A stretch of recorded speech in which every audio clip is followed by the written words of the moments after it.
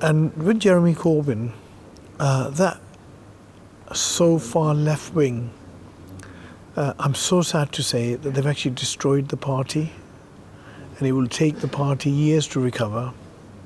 And we don't need people like that. We don't need people like that. Shouldn't be in politics. I'm sorry to say. In the olden days when I came, and you had the very strong unions that would literally rule industry, the government, because they were so powerful, and they were, if you remember in the Heath day, well, you wouldn't, you're too young. Hi everyone, and a special welcome once again to those of you who've subscribed to this channel. Late last year, the Labour MP Lloyd Russell Moyle, in an interview on BBC Radio 5 Live, argued that billionaires shouldn't exist, a clip of which prompted heated debate as it went viral on social media. So, having watched that clip and in the spirit of wanting to interview people with a diverse set of backgrounds and opinions on this channel, I thought it would actually be really interesting to interview a billionaire. So today, I'm interviewing Surinder Arora. His story is a fascinating one. He arrived in the UK aged 13 from India, unable to speak a word of English, and first worked as a junior clerk with British Airways at Heathrow Airport before eventually founding one of the UK's largest private hotel owner-operators. When it comes to politics, he was a supporter of Tony Blair, though he opposed the Iraq War, and he has before advised the Conservative Party on business policy. In the interview, I'd like to learn more about his rise to riches and gain a greater insight into his views on business and British politics. I hope you enjoy it. If you do, then subscribe to this channel if you've not done so already, and drop me a like on this video because that helps me massively. Surinder, thank you very much for agreeing to talk to me today.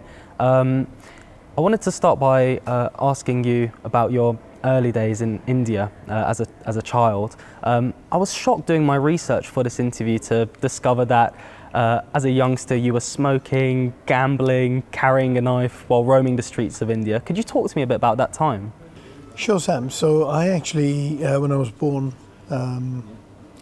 back in India in '58, my parents already had 3 children.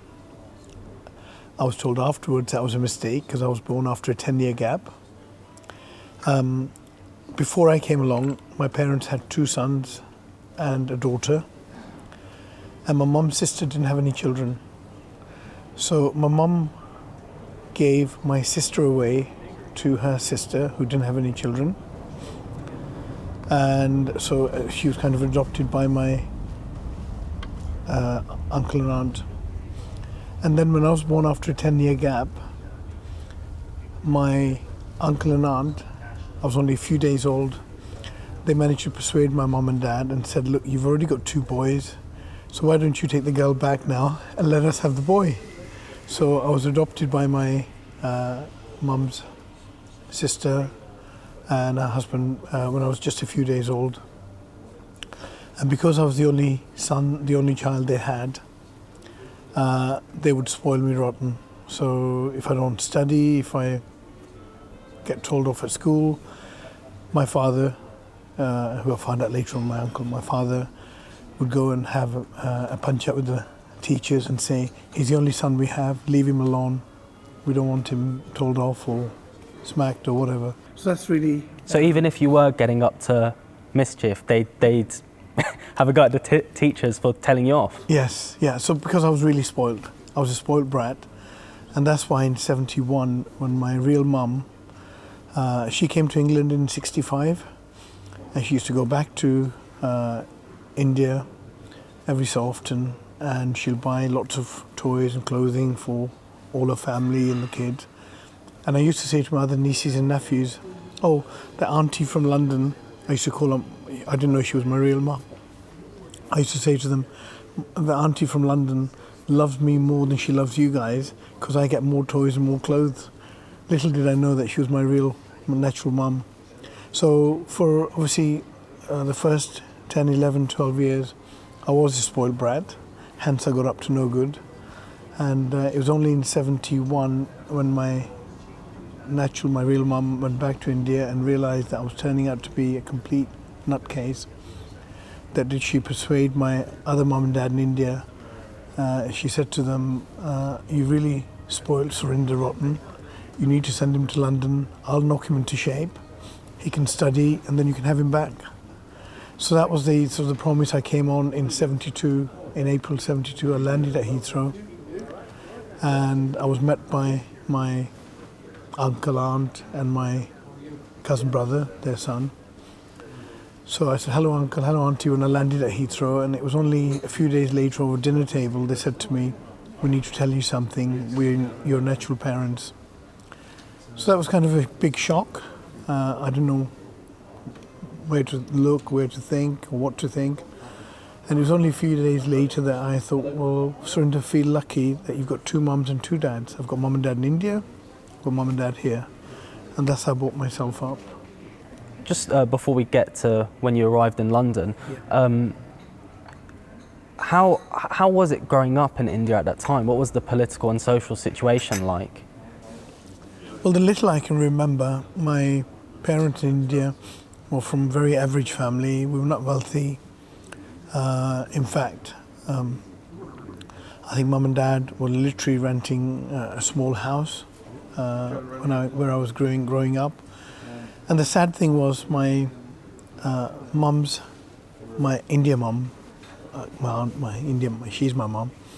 She's the only survivor out of my four parents now. So she was living in this town in Punjab, and two of my uncles who were a bit more better off than our family, and they had their own businesses, their own shops. My parents had nothing, and every day, if they're obviously going from their shop to their house, they literally had to go past our little house. And I'll always be out there playing around, and if I see them with some fruit or some sweets, and I'll try and take some. And later on I realised that they'll actually used to then take a bit of detour and go on a couple of roads away, so they won't have to go past and give me any sweeties and fruit and whatever. So yeah, it was a tough life, but the best thing, I was blessed with my parents. They treated me like a prince, and that's all it mattered. They spoiled me, which was I wouldn't do with my kids, but that was the only thing that they did, but they loved me, and part of the reason I'm here.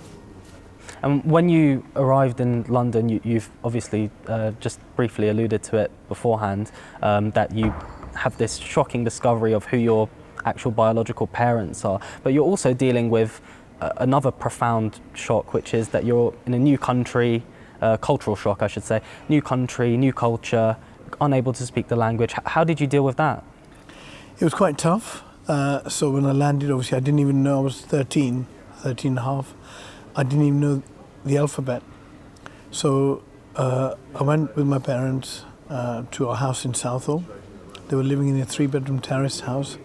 So mum and dad, my elder brother and myself, 4 of us living in that house. The other 2 siblings were back in India. And this was a 3-bedroom terrace house, and they also had another Asian family as lodgers, just to help my parents pay the mortgage. So how many people were living in this 8 house? people living in a 3-bedroom terraced house. And the other family, Asian family, they also had 2 boys, similar ages as myself and my brother. And I remember every Sunday we used to sit in our back garden and play cards. And then obviously the time came that my parents took me to the local, in those days, the local town hall, the education department. Our son's just arrived from India, we need to find him a school, he doesn't speak English. And one of the boys from the other family lodging with us used to go to school in Acton, Twyford School. So my mum pleaded with the education department saying, look, Surinder doesn't know the country, he doesn't know the language, and we're scared that he may get lost or whatever. Please, can he go to the same school in Acton, so at least the other boy can sort of take him on the bus and hold his hand. And so I got a place at Twyford School, and for the first 6 months, 5-6 months, I was put into a reception class, Sam, where basically they were starting from the alphabet. All these foreign students, it was like a porter cabin, and all the foreign students were in there learning English. And I'd only been in the country for 4 or 5 or 6 weeks. And one of the other boys, I still remember his name, Riaz, who was from Pakistan. And Riaz said to me, Surinder, why don't we go swimming tomorrow? And I said, I don't know how to swim. And he said, no, we'll go, I'll show you, and we'll bunk school tomorrow afternoon. I said, we can't bunk school, Riyadh. And he said, no, don't worry, we'll come in the morning, we'll register, and at lunchtime, after lunch, we won't turn up, no one will even miss us. So I took his word for it. I'd never seen a swimming pool in my life back in India. All I'd seen was these big the ponds and things where the cows and bulls bathe themselves, and there was nothing. So next day, as planned, we basically skipped school after lunch, and we went over to the swimming baths in Acton, and had a bit of fun. I didn't know how to swim, so we left the same time as school closing time, and I went and got on the bus, came home, and as soon as I came off the bus and I'm walking on our road, I see standing outside our house my mum, my dad, and my brother.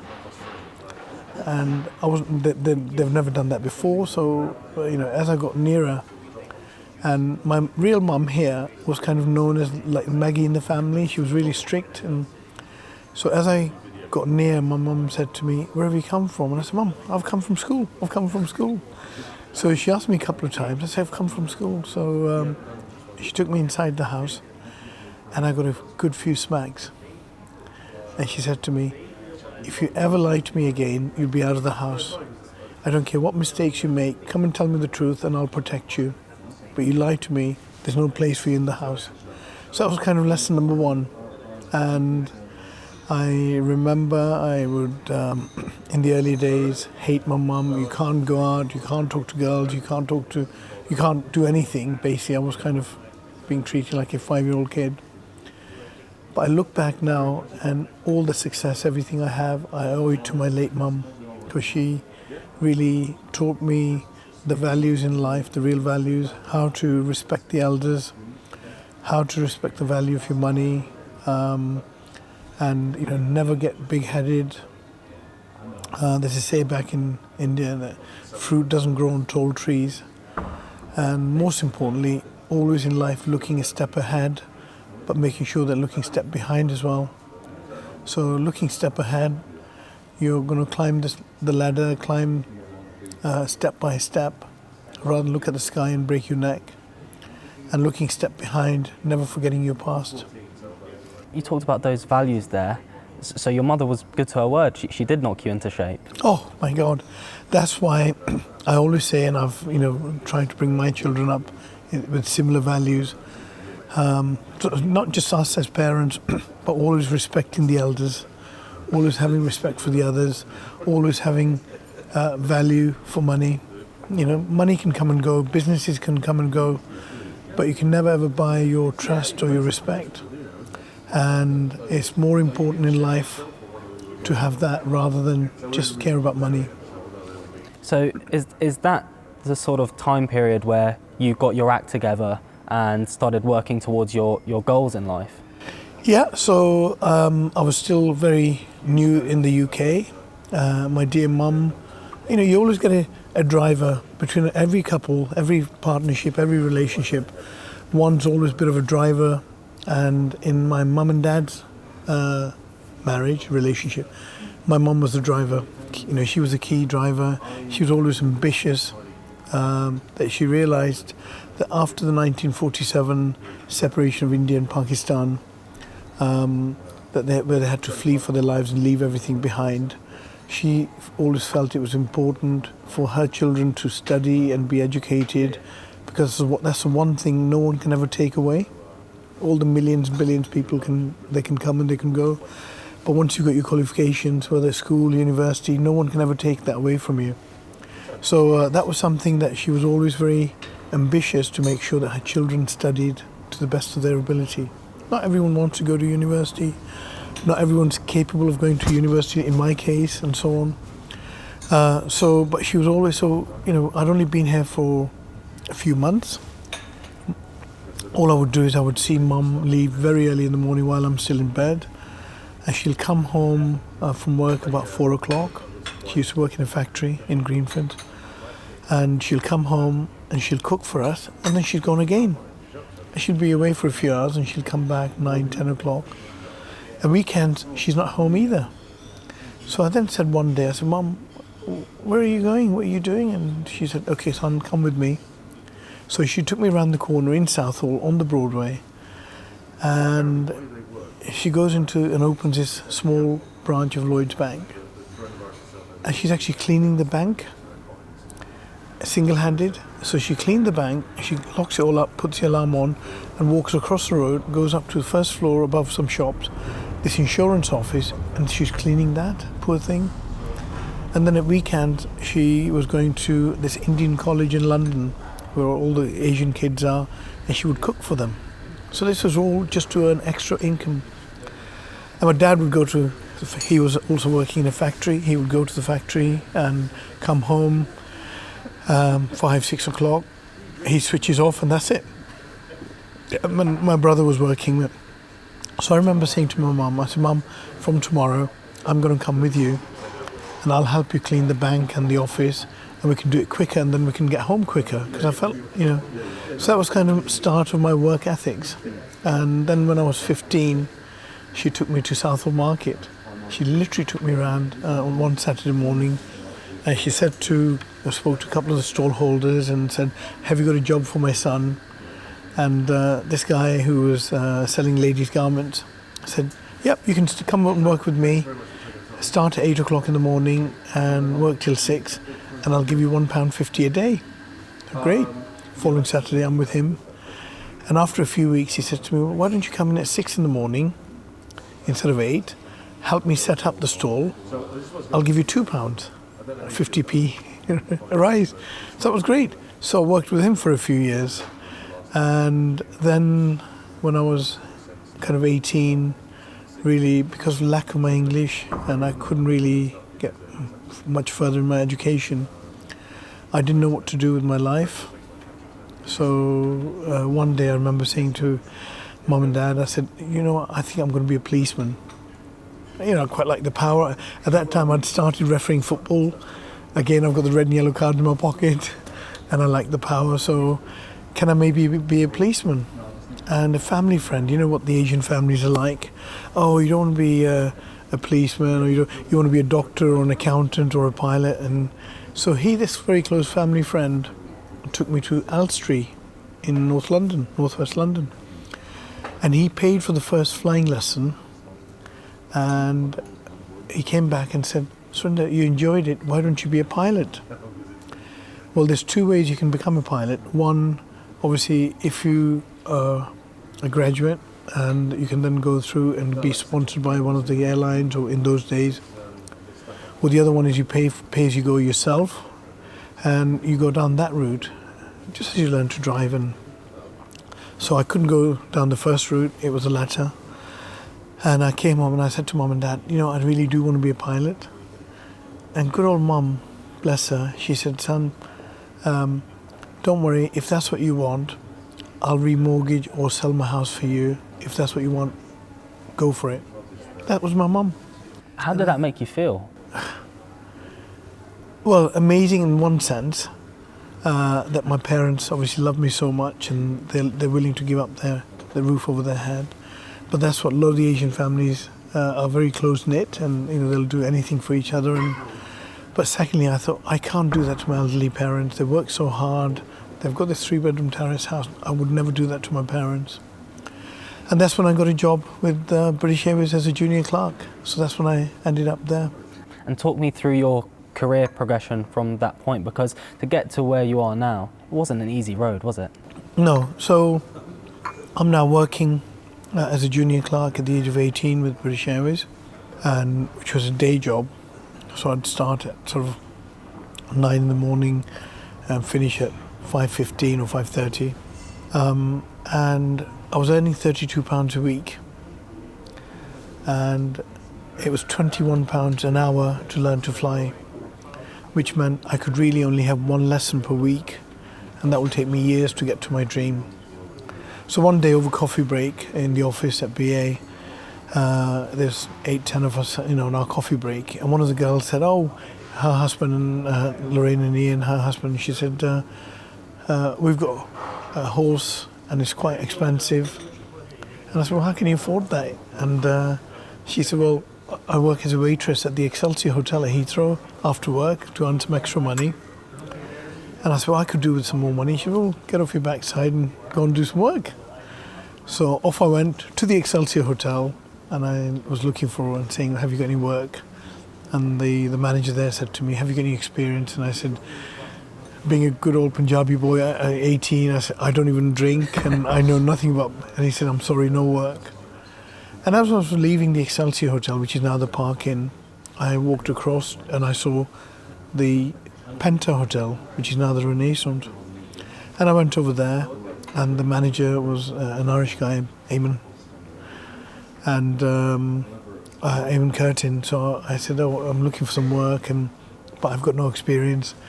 Don't worry, we can teach you. We'll pay you £20 an evening. You've got to come in and work on the banqueting department where they have parties and functions. So you start at 6 p.m. and you finish at 1 or 2 in the morning. And I thought, £20 a night? I'm earning like £32 a week. £20 is just incredible. And I said, we'll teach you what to do. And just turn up in black trousers and white shirt. So he gave me a date to start. I went in, and that was so I got there sort of 5:45 or something, and he said, too early, go and grab something to eat, and they'll feed the staff. And then he said, you see that fellow Chris with the long hair? He'll teach you what to do. And I went over to him, and he took me into the banqueting hall, where the tables were set up and for dinner and dance. And he said, so they couldn't pronounce Surinder in those days. He said, we're going to call you Simon. Okay. So he said, so you see the two glasses, the wine glasses, the smaller and the larger glass. And he said, when the guests come and sit down, offer them white wine in the smaller wine glass. When the waitresses are serving the main course, go around and offer them red wine. When the girls are about to serve dessert, go around and take liqueur orders. I've never heard of the word liqueur in my life. So, and then he said, normally I'll give my waiters 5 or 6 tables to look after. It's your first night. I'm going to give you 3 tables of 10 to look after. Great. So I could easily do the red and white wine. Simple, I'm not colourblind. And then when the word came, liqueur orders, so I'm going around and someone wants a malt whiskey or Tia Maria or brandy. But then people started asking like Cointreau and Sambuca with coffee beans, and I'd never heard of these words. So I started writing on my slip in Punjabi. And then after I've taken the orders from my 3 tables, there's about 20 drinks. I go inside to the dispense bar, and there's a queue of waiters. My turn comes, and I'm reading off my list. And the next thing, I look up, and I've been given a big tray with 20 drinks on it. So I said to this guy, I said, Martin, this is my first night. I don't know what's what. And he said, look behind you, bugger off, because there's a queue behind me with the waiters. So I had to go inside, and I had to say to these, my guests, I'm really sorry, it's my first night, please help yourself. And 1 or 2 of them started laughing. The guy, Sambuca with coffee beans, had no sense of humour, light my beans. And I said, no sir, your beans are in your drink. No, light my beans. I didn't understand, so I had to get one of the waiters to help me. Anyway, all the tables are having a laugh. And then later on that table, one of the tables said, bring us 2 bottles of champagne. So I go back inside to dispense bar, and by which time Martin, the guy behind the dispense bar, is getting fed up with me. So I said, what do I do with these bottles of champagne? And he said, Simon, take it inside, shake it a few times. Can you imagine a waiter turning up at a 4-star hotel and shaking a bottle of champagne? I'm going to talk about 40 towers. I got away with it, thank God, because I was just about to shake the bottle, and another waiter grabbed my arm and said, what the hell are you doing? So that was my kind of fun, but I learned very quickly. But what I did learn there, Sam, was looking after people. That I worked out that if I look after my tables and gave them the best service, I'll walk away with the biggest tips. And that's what I used to do. So I did that for a few years. I got my pilot's license in 78. And then, thank God, decided not to go down the route of flying. in late 70s. Why thank God that you... Well, now I look back and look at the life and look where I've ended up with. But in those days, there was too many surplus pilots in not just the UK, Europe and America. And the likes of British Airways were looking at closing down their training college in Hamble, or down south. So I then, in 82, I'd got the taste for the money. I'd got the ethics, that I could actually make more money if I work hard. I like nice things, so I'm not scared of work. So I then, again, good old mum comes on the scene. Because of the recession, I wasn't getting 4 or 5 nights a week at the Penta Hotel. I was only getting 1 or 2 nights. So the financial advisor from Abbey Life used to come over and try to flog me a product, pension, life cover. He'll come through the front door, I'll leave through the back door. I'm young, free and single, what do I need life cover and pension for? And one day my mum said to him, look, I don't think Surinder's going to buy anything, but do you have any jobs, as part-time jobs? Because I think he'd be quite interested in earning some money. And he said, of course we do. And those days, it was very relaxed on the financial services and the PRA and everything else. Well, they didn't exist. So it was come and do a week's training. I went for my interview, come and do a week's training, and then you can be a financial advisor. The thing was, I started working in Hounslow branch in Isleworth, and there was over 100, 120 advisors, a lot of them full-timers, a few part-timers, and I was one of the part-timers. So I joined Abbey Life. I went back to British Airways, got permission to work in my spare time. But then working at the airport, the big advantage was that I could actually do shift work, and I could then see my clients in the evenings. So I turned on to early shifts, start at 6:30 in the morning at BA, finish at 2:30. Then I could go to my admin office, Abbey office, and do my admin work. And then in the evening, I can go and see my clients. So I'd be lucky if I come home before 11. 10:30 the earliest, but 11 the odd time, maybe even 11:30 if you're with a client and you're talking, whatever. So I was doing this now 7 days a week. In between, I'm doing my private flying and my football refereeing. And so I joined Abbey Life in September 82. In October 82, I married my lovely wife, Sunita. And in January, literally 3-4 months after I joined Abbey Life and got married, we were invited to my first Christmas party in January with Abbey Life. And because I was nobody, I was a new kid at Abbey Life, and we were shoved right at the back of the room. And all I could see from the back of the room, and I was embarrassed with my dear newlywed wife that we're nobody in, and all I could see on the top table was the sales director, the branch manager, the top financial advisor. And the top financial advisor was a guy called Shamu Broyer, who was my maths teacher at school. And I used to go to him after my maths lessons at school, and I used to say, sir, I didn't understand in English, can you explain to me in Punjabi? So he was now the top financial advisor at Abbey Life. So I remember saying to my dear wife, I said, honey, next year I want to sit on the top table. And sure enough, the next 6 years, 5 years, I was number 1 in the branch, and 1 year I was number 2. So I worked really hard, and working 7 days a week and working 16, 18 hours a day. I used to get literally 5 hours sleep, and but that's what really helped me in life. In an interview last year, you said something and it moved me, so I wrote it down.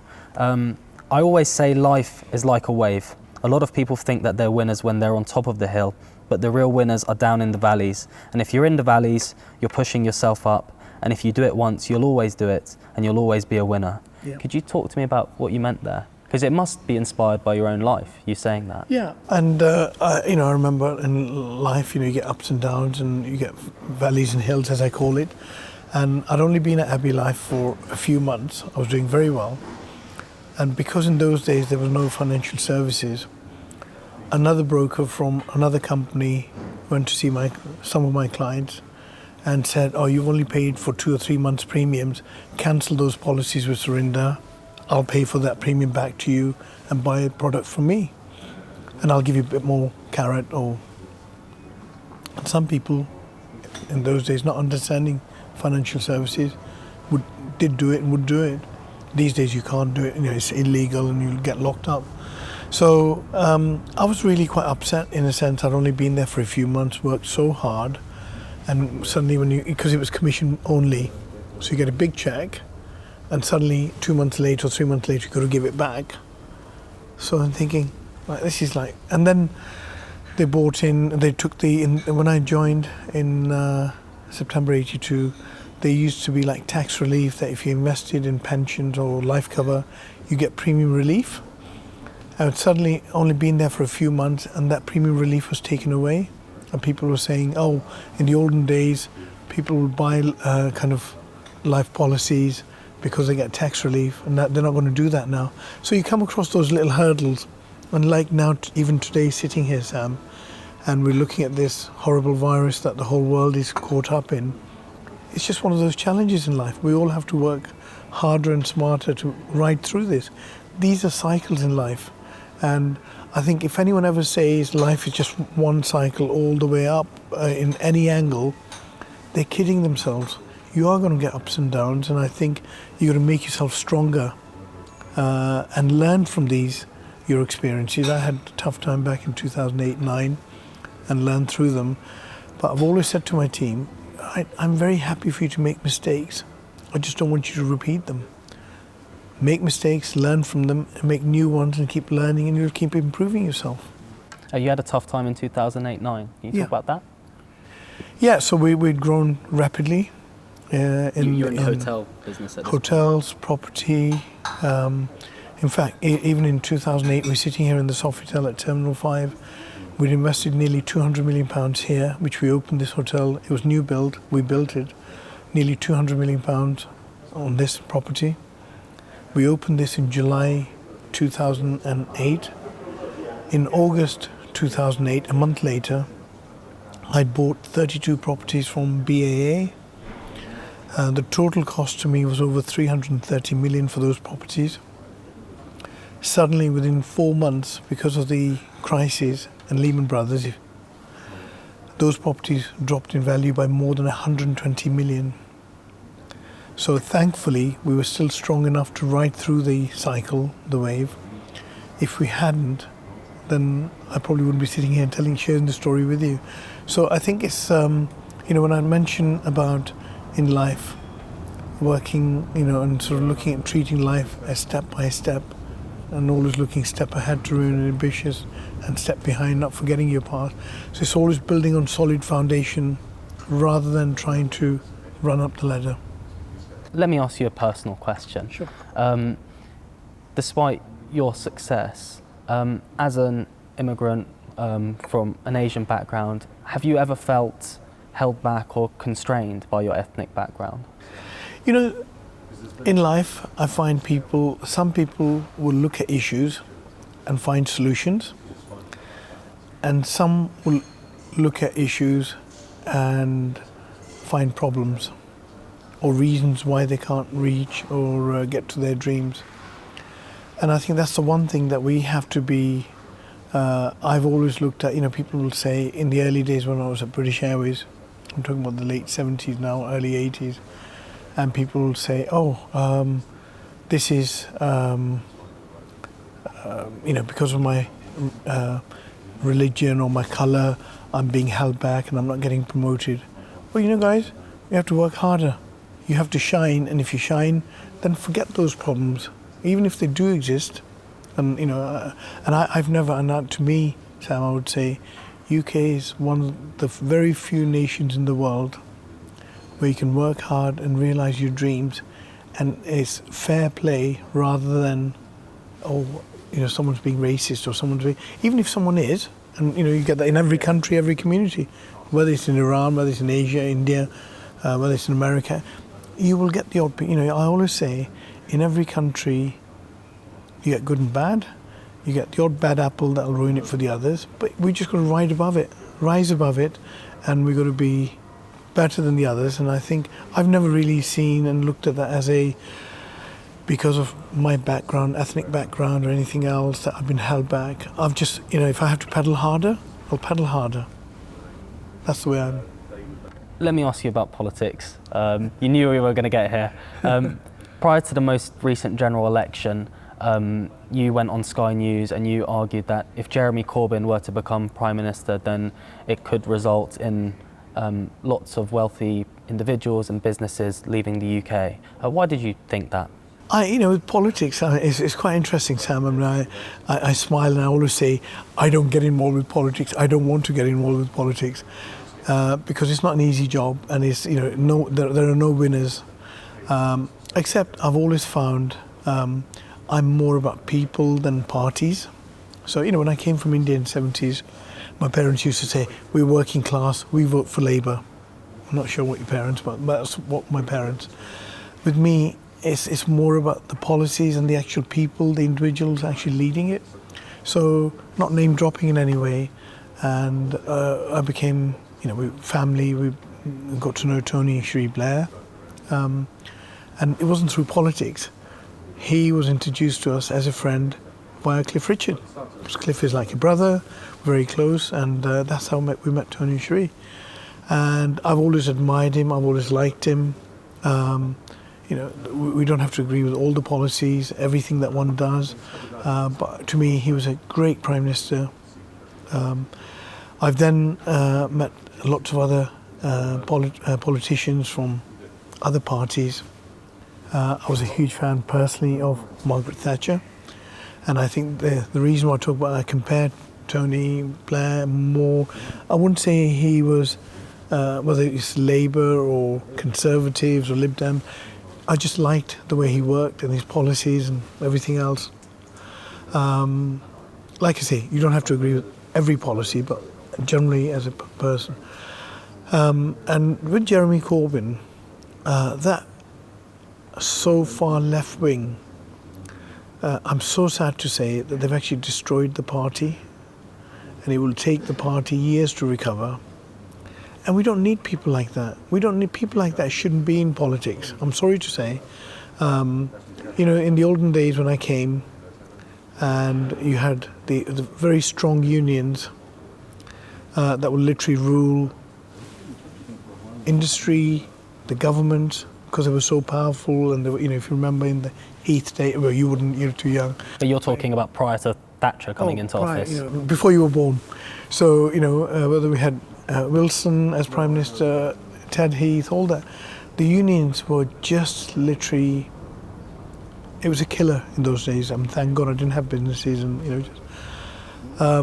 whereas though I think after the Thatcher, and I'm not the one to say we must be inhumane, we must be not treat people with respect, whether they be a cleaner or a porter or a receptionist or an MD. We're all human beings at the end of the day. We have to make sure we respect and care about each other.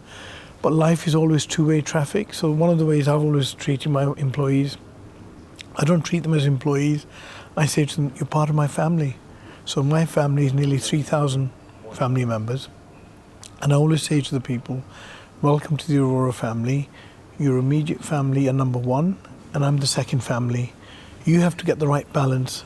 You can't do with one without the other, because if you don't come into work, if you don't give me 100%, and if I can't have a successful business, how can I feed you and your family, and how can you pay your rent and your mortgages? So you have to look after both, but it's getting the right balance. And I think sadly, we've always tried to. If I have people in the organisation that want to come into work but not give me their 100%, well, they're not my family, and I make no apology on that.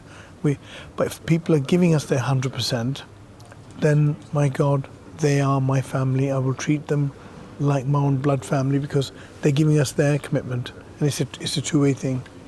So I think the sad part is being so extreme left-wing, and this is where it breaks my heart. And for them to be, when I say destroying the party, it will take the Labour Party years and years.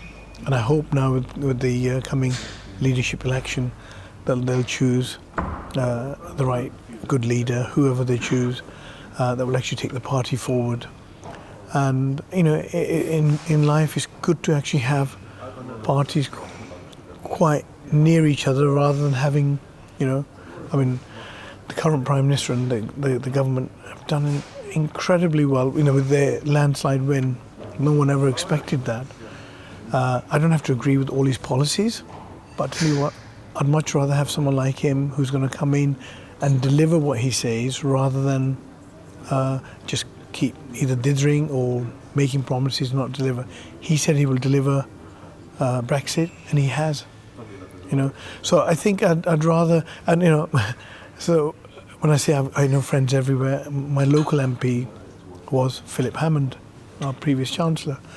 Now Philip and I met probably near a decade ago, and the first thing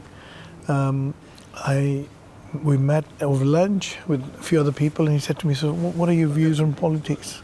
And I said, "Philip, I don't do politics." And 6-7 months later, I went to one of their Conservative ball, and I get a tap on the shoulder, and it was Philip behind me, and he said, "Surinder, I thought you didn't do politics." And I smiled and I said, "I'm here as a guest of Lord Fink, who's a very dear friend of mine, and I'm only here because of that, Philip." So, personally, you do get a lot of politicians that actually will just tell you what you want to hear. And then you have people like Philip, and there's lots of people who are so honest and straightforward, and their credibility is I have so much time and respect for. And that's what we need, if I had it my way, Sam, and I can't, and I don't have any powers or any views, but for us to get the best people to run the nation, UK PLC, firstly, we should always be top of, in the top flight as a global nation. To have that, we need to get the best people running UK PLC. If you want the best people to run the UK PLC, then we need to make sure that they're also taken care and looked after, that they're paid well. MPs will earn £70,000-80,000 a year. And if you look at a lot of the other industry, why don't we, and I'm not saying go down the route of Singapore, but if you look at Singapore, the guy is earning decent money, but they attract the best people. If I had a magic wand, and I don't, and I never will have, if I had a magic wand, I'd rather have less MPs, pay them a bit more, and get the best people in running the country.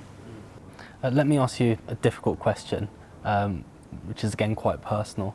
I'm sure you've heard the argument made by a lot of Jeremy Corbyn supporters that every billionaire is a policy failure, there's so much economic inequality in the UK, rough sleeping, food banks, and somebody such as yourself in that context just has way too much money. How do you respond to that? I think it's very sad with that thought. Not everyone is the same. I always say, if you look at your hand, your fingers, 5 fingers, they're all different. Everyone is different. Classic example, my elder brother, who I love dearly, Subi, who lives here near us, he and I worked together. He and I actually started business, property business, not the hotel or anything, property business, back in the 80s with him and myself and my old boss. And then after doing 3 or 4 deals, my boss was retiring and going back to India, and my brother and my sister-in-law said, "You know what, we want to come out as well, let me take the cash," and we've done really well. And my sister-in-law would say, "Well, Surinder, you might be ambitious, you might want to work hard, you might want to work weekends, evenings. I want my hubby at home in the evenings, I want him at home at the weekends." So everyone has a choice. And if we have a choice, and if I want to go out there and work 18 hours a day, 7 days a week, that's my choice. If I never saw my kids growing up, which I didn't, and I used to say to my dear wife, and look, honey, someone has to pay some price, sacrifice something. If we want nice homes, nice cars, nice food, then we have to someone has to sacrifice. So why don't I work and you look after the kids, you look after the household? That way at least we can actually sort of share the responsibility. It's not that she's sitting at home not doing anything. We both are working hard in our ways. So that was my choice. Not everyone wants to choose. So if I wanted to make millions, well, then there is no better place on the planet than the UK that you can realise your dreams. You have to have them. You have to put the effort in. And that's where I think the sadness is that people like Jeremy Corbyn and his entourage will say, well, you know, we don't want people, you know, if you look at around the world, Sam, whether you look at the Bill Gates of this world and other mega rich people, what do they do at the end? I want to give it to charity. We, you know, at the end of the day, we can only do so much. Even they can only do so much. But we've started the last few years, we've started working more and saying, my dear wife Sunita and my daughter-in-law Raj are very much running the charity side of the family. And we have, I think in the last 5 years, got over £3 million towards charities. Now, we're going to raise another £1 million plus later this year. You know, we want to do our own fair share. At the end of the day, no one is going to take anything with them. But, you know, there are people, I see lots of people, Sam, whether they may be neighbours, maybe friends, maybe, there are people that I see, they get a few pennies, few pounds, few millions, and the money goes to their head. That's one thing I'm so proud and happy to say, that my kids, the way we try to bring them, of course they have nice things, they drive nice cars, but, you know, when I sit there and I say to my daughter-in-law, and I say, honey, I love your jumper, and she shows me the tag and say, Dad, I got it from Primark for £8. I'm proud of them. So they have the values, they have, you know, at the end of the day, you know, we just want to have that right balance in life.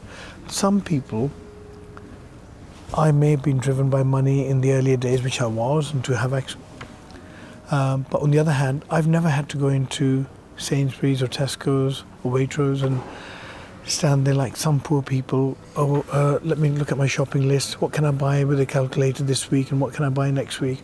I've always just gone and filled up my trolley because I know I worked for it. So I'm not actually going out there stealing or begging. And I think this is the thing. We do have, you know, if I may just say, that there are a couple of things that I slightly disagree on, that you know, the UK is an amazing nation, but something I've been saying for so many years, that we are just so soft and touch when it comes to the welfare side. Why should people come in from overseas? And again, I'm not being inhumane, but why should people come in from overseas and think, I just want to go to London, I just want to go to the UK because I know I'll get free housing, I'll get free benefits, I'll get free everything. We should look after and be responsible, those poor kids in Africa, in Asia and other parts of the world. We should all play our fair part. And we shouldn't also close our borders. I mean, that's one of the things I have with the current government, where I slightly disagree, that we do need workforce, even in our hotels. We can't find enough people to come and help us expand and run our businesses. Because some people will come in and say, do you know what, I don't want to get a job for £9 or £10 an hour, I get more sitting at home on benefits. Well, that's where we are so wrong, Sam, and that's the thing that I do find that we, in the past, and I hope over the coming, and the governments are changing their policies, they are changing their, but they shouldn't just also be saying, only bring in skilled workforce, because even a lot of our businesses, I mean, if you look at the travel tourism industry in the UK, do you know how much we bring in in relation to our GDP? How much money? I don't know. 10%, nearly 10% of our GDP is through travel tourism. So that's a big part. And if you look at the amount of employment that we create, I think 3.8 million employment. So it's a key industry, whether not just the travel tourism, but if you look at healthcare, if you look at care homes, if you're a cleaner in a care home, you're going to be earning barely around minimum wage or just above minimum wage. So again, we need to look after our elders. We need to look after people, and we need to look after business. We need to grow, and especially as our population's getting older, we need to make sure that they're also taken care of. But if we can't employ, and if we can't bring enough workers in, so I've always had the view that we should allow workers to come in for a 3 or a 5 year period. No one can rely on the state. They have to have a job. They have to have housing. So between the employee and the employer, they have to have housing, so they don't rely on the state. And between the employee and employer, they must also have private medical cover. Regardless whether you're a cleaner or a porter, you still have to have medical cover. Don't care who pays for it. At the end of the day, employer or employee, if they have those things and they don't rely on the state, and these people want to work, why should we not be welcoming them and encouraging them? And if they don't have a job, they have to go back. And these are tough decisions, but for us to grow as a nation, for us to be a leading player, and we have to keep growing. Let me ask you a personal question, one final personal question. Sure. How do you define success? Success isn't the size of your checkbook. It's actually your happiness. That's more important than anything else. I have some very dear friends and family. Money doesn't mean anything.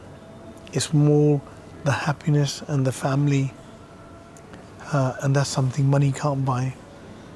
So that would be top of my list. And sorry, I've changed my mind about my last question being my last question. Has your perception of what success is changed over time?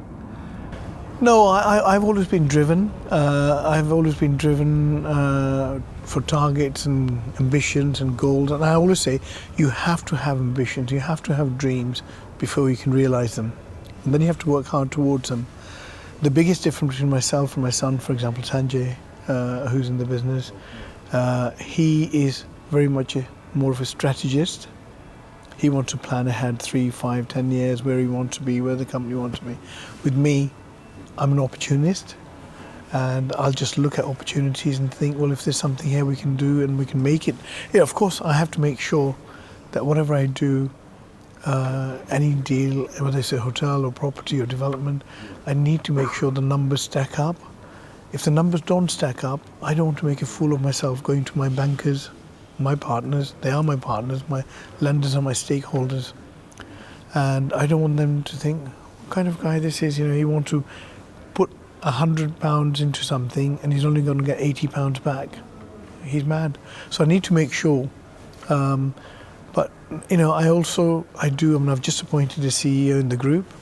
The one thing I think I have learned over the past 10, 15 years is I can't carry on doing everything. As we've been growing and everything else, I've been bringing the right teams, the right people in, and also making sure that I've also got the right balance. So we've just been blessed with a grandson 10 days ago. I'd never spent time with my own kids. Sometimes it brings tears to my eyes, Sam. It was my dear wife, Sunita, took me on one of these programs with Vanessa Feltz, and they were talking about workaholics. And at that time, Sanjay, my son, was either 4 or 5 years old. And they obviously said, oh, this guy's working 18 hours a day, 7 days a week. And one of the women in the audience asked a question, and she said, when was the last time did you kick a football with your son? And I remember after the show going into the gents and crying, because I'd never done it. So things I never did, I'm now trying to catch up. You might say as a granddad at 61, but that's something I'm so our grandson, who's only 10 days old, I did the first feed. I'm proud to say I did the first feed. I've changed nappies. I feed him. It's brought that what was missing in my life, that happiness and something that I want to try and make up on that I missed out in the early years. So if I was to live through life again, I'd probably just have a slightly more finer balance, just giving my kids a bit more time than I did. But sadly, you can't turn the clock back. I've got to look forward and hopefully just enjoy more and more grandkids. Surinder, thank you. Pleasure. Thank you, Sam. Nice to see you.